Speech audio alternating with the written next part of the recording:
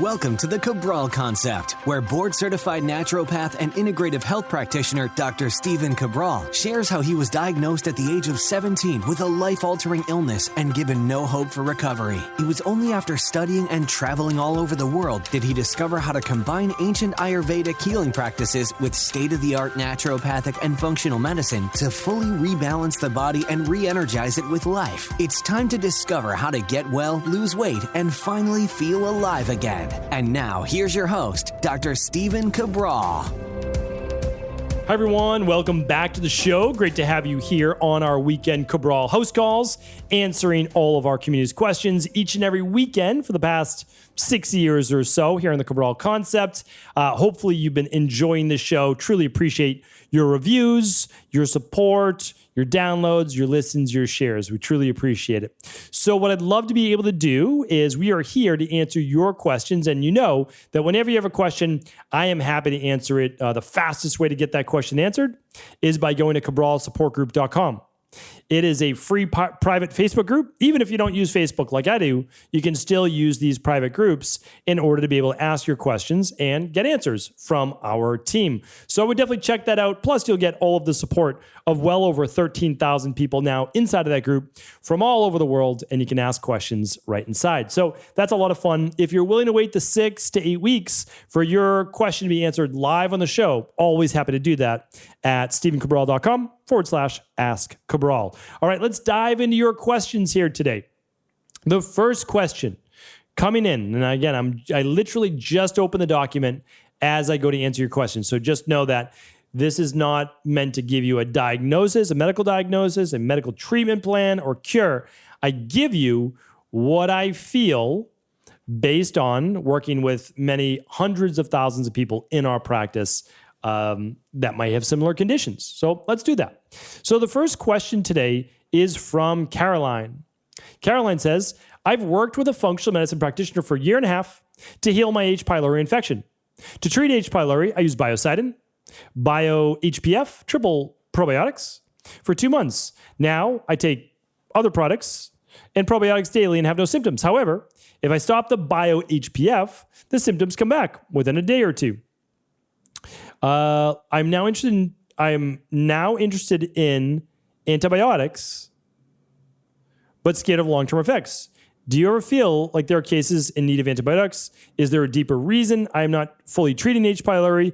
I take HCl with meals to help with digestion and have no stomach pain, but is it better to avoid while treating Hpylori? Okay, so first of all, I have to give you the medical disclaimer. We do not treat any type of medical-based disease, and medical-based disease, Hpylori is covered under one of those medical-based diseases. So I almost never can look up a product on a website, but I'm looking up this product. We don't use whatever the one is that you're talking about, but the good news is inside of the one that you're taking, it has mastic gum. The only issue is that you're most likely not getting the dosage that you need. So how we work with rebalancing the body is we're doing the CBO protocol plus citracetyl drops plus mastic gum when people come with these particular conditions. The second issue that I want to make sure is that you actually have Hpylori, because you may not have Hpylori, but you might have other issues such as a gastric ulcer, such as acid reflux, such as inflammation of the stomach mucosa. It could be lower esophageal sphincter-based issues. It could be other issues. So I recommend for you to run the bacteria and parasite stool test, and you can find that at stephencabral.com/labs, and it comes with the full consultation and protocol we would give you, and it will tell you if you have Hpylori. Now, it doesn't mean you need to stop working with this practitioner, but this is one more thought process you could go through with our team after running this lab. All right? So I'm going to keep it at that, and I give you what we do, and I gave you the labs, and I gave you how to even do a follow-up after that. All right? I can't tell you about the HCl. I wouldn't use HCl if someone had Hpylori, but of course, if they don't, then I would if it was a protein-based meal and they felt like they had weakened digestion. All right. Seems like to me we need to do a little bit deeper digging on this particular issue to really know what's going on. All right, Lisa's up next. Hi, Dr. Cabral. Thanks for sharing so much great information. My question is about my granddaughter, 3 years old, been diagnosed with enamel hypoplasia, soft enamel. By the time you read this, she will have undergone surgery to put crowns on several of her teeth due to widespread decay. Her pediatric dentist says it's due to my daughter having some fever during pregnancy at the time of the baby's teeth were forming, and that there's nothing could be done. The dentist said my granddaughter will have soft enamel and will probably end up with lots of crowns or implants, possibly false teeth. My daughter is beside herself. She feels it's her fault. She provides good dental care, brushing, no processed foods, no fruit juice. I'm in school for nutritional therapy. Learned a great deal. I'm not sure how to help my daughter. She's a picky eater. Okay, I get it. Obviously, these are not great things that we like to hear. I think there could very well be a lot of validity to the cause of the enamel hypoplasia. However, we do know how good bone is formed. And at 3 years old, we have an opportunity now at 6 years, 7 years old, when a child first really starts losing their teeth, to be able to make sure now that the bones and the teeth come in healthy and strong as well. And we can keep hope for that, right? We can keep hope. There's no reason not to have a lot of hope, right? So let's make sure that at least at 4 years old, that this child, when they're 30 plus pounds, they start taking one daily activated multi a day or a half a scoop of daily nutritional support every day, not more than that, just a small amount, in order to get more of those vitamins and minerals in their body. Now that's on top of, though, them already making sure there's no gut issues. They could do that through organic acid testing if they want, which is our Candida metabolic and vitamins test. Just make sure there's no other issues.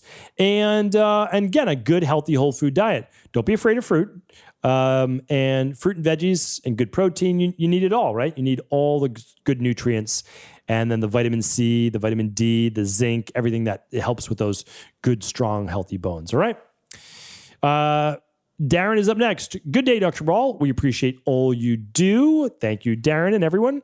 May seem like a trivial question, and I'm not putting you on the spot to promote any brand, but when you highlight the benefits of apple cider vinegar, you typically talk about Bragg's.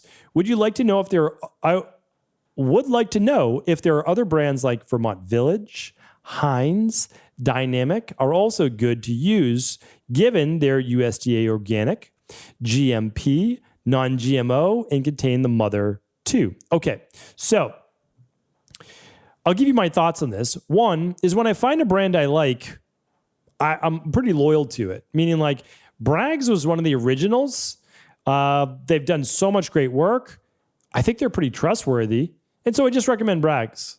No, but that doesn't mean you need to use Bragg's.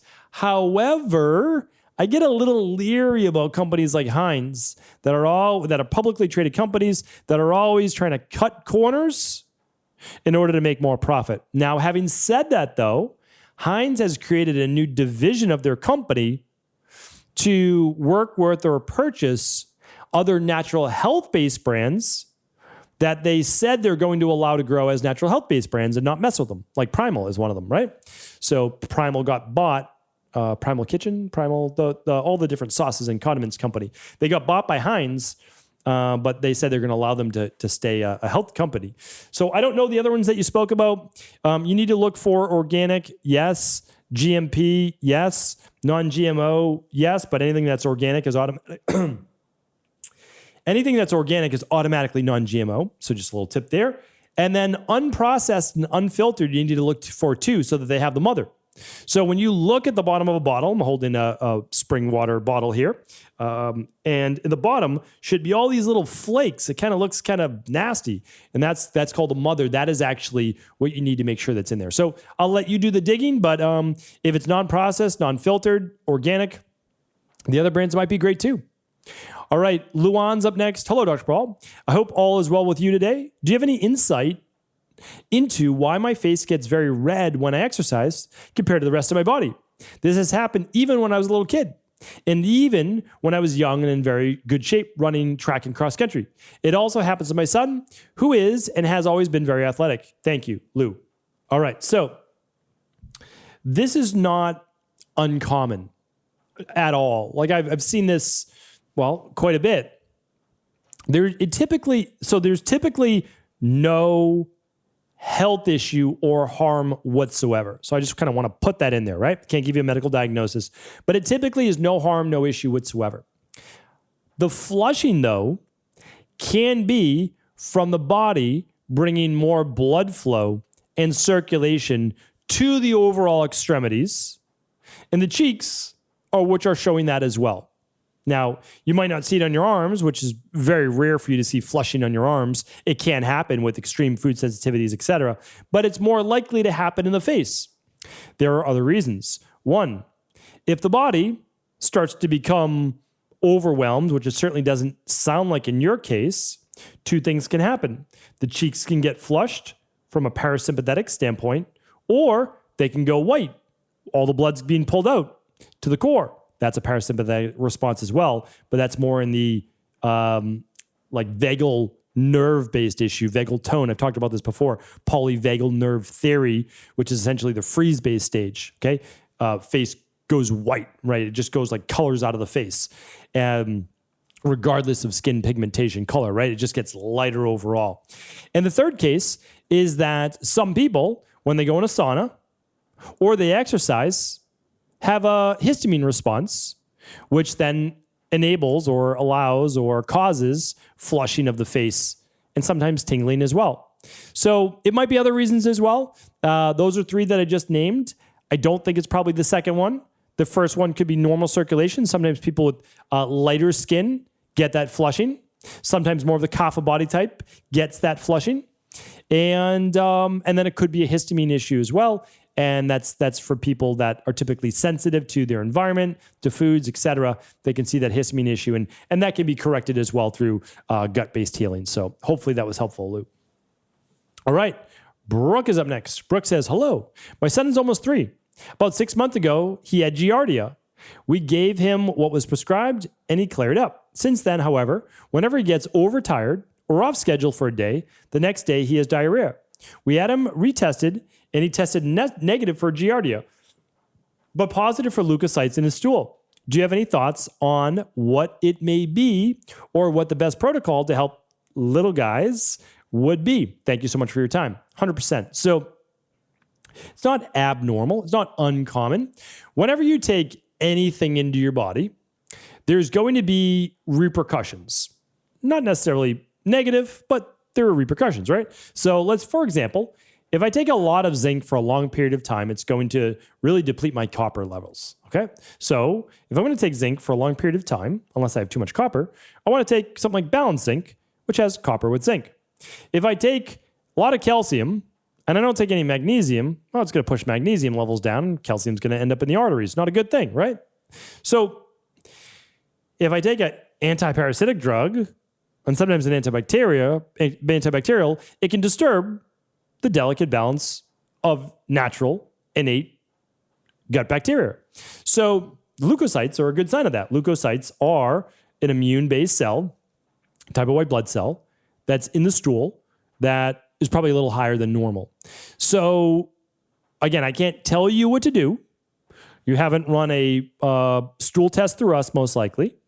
So I don't know about yeast overgrowth. I don't know about bacterial overgrowth. I don't know about Hpylori. I don't know about any of these things. But if it is this, we typically do the children's CBO protocol. And you'll probably want to work with a health practitioner, integrative health practitioner, or one of our EcoLife coaches. But you can certainly find that at StephenCabral.com/EcoLife. That's EQUILIFE. And you can just search for children's CBO, okay? And that will at least get you started to rebalance that gut. Crystal is up next, and our last question for the day. Hi, Dr. Ball. My question is a bit threefold, so thank you in advance for your review and guidance. I delivered identical twin boys at 33 and a half weeks, resulting in a 23-day NICU stay. One of my twins was required to be on a CPAP for lung support. This twin is constantly contracting RSV. The first time, needing hospitalization for oxygen support. I've been told asthma may be inevitable, so I would like to strengthen his lungs, immunity, and try to prevent further complications down the line. My other son is frequently battling eczema. Both, who are now 2, have been diagnosed with a minimal stove to egg allergy and have been advised they will grow out of it. I've noticed that by removing dairy and gluten, the eczema clears up. Wondering if there are any connections between both twins or if they are requiring separate treatments. Appreciate your suggestions. Okay. So yeah, there's a lot going on here. So let's talk about first things first. So for those people that don't know so obviously both twins were born significantly early. So their developmental systems did not get to develop inside of their mom as long as they would have ideally been able to. But through the power and beauty of conventional medicine, which by the way, I give conventional medicine its due all the time, and its due is during acute-based circumstances. So amazing that we're able to help these two premature-based deliveries, right? Okay, one of the children, lung-based issues, constantly contracting, or at least when in the hospital, respiratory, I don't know if the word, I believe, I'm trying to recall right now, is syncytial, something like that virus. So this is a virus that basically causes coughing, wheezing, inflammation of the lungs, right? And one of the twins has maybe weaker lungs, at least for right now. Now, the good news is, as the children get older, we will be able to do much more. We'll be able to look at, okay, how is the gut functioning now? What do their mineral and vitamin levels look like? Let's start to ease them into more sports and exercise to strengthen those lungs as early as we can. Things like soccer, things such as, going for a jog, like even for little kids, just for a little bit, like running, sports, playing, but keeping them active, breathing, working on those things are all going to be really important. I don't know about asthma being inevitable. Asthma really is an norepinephrine, adrenaline, calcium, magnesium-based issue. A lot of that can be corrected. It honestly can. So I wouldn't be overly worried about that part. Now let's get to the food sensitivities. I would not recommend cow's milk, dairy, gluten, or eggs for either of these children, because there's just so many downsides to it that you're obviously seeing with eczema, and it clears up when they don't eat it. So don't do it, right? And again, some of the tough love I just want to share. Don't do that. In the future, you'll do a food sensitivity after the age of 3, and they might be able to have goat and sheep-based cheese or milk or whatever you'd like to do. And you can even try that now if you wanted to. But again, I think really removing the eggs and the gluten for right now is the best way to go. So again, I can't give you any medical diagnosis here, but hopefully that was helpful. I appreciate everyone writing in and all of you tuning in. I am happy to answer your questions at any time. Appreciate you. Thank you again so much. I'll be back tomorrow answering 6 more of our community's questions. Thank you so much for tuning into today's show. I want to make sure that before you leave, you know about this special offer going on over at Equilife. It is called our Shake It Up offer. We are giving away our free Pro Stack bottles. These are basically 4-in-1 shaker bottles that allow you to take 3 servings of your favorite daily nutritional support powder or other type of protein powder, plus all of your capsules for the day with you. Pretty amazing shaker bottle for what it does. People love it for the functional medicine detox because they can take 3 servings during the day with them to work or to school or whatever it might be. So we've got that Pro Stack shaker bottle, $19.95 value. Plus, we're also giving away your choice of the shaker bottle or our white tumbler. Our white tumbler enables you to keep your cold drinks cold or your hot drinks hot. So hot green tea, hot herbal tea, whatever it is that you enjoy drinking, you can get that white tumbler as well. So to see all the details for a free shaker bottle or free tumbler, head on over to stevencabral.com/Equilife to see those additional details and how you can get yours free. Take care, everyone.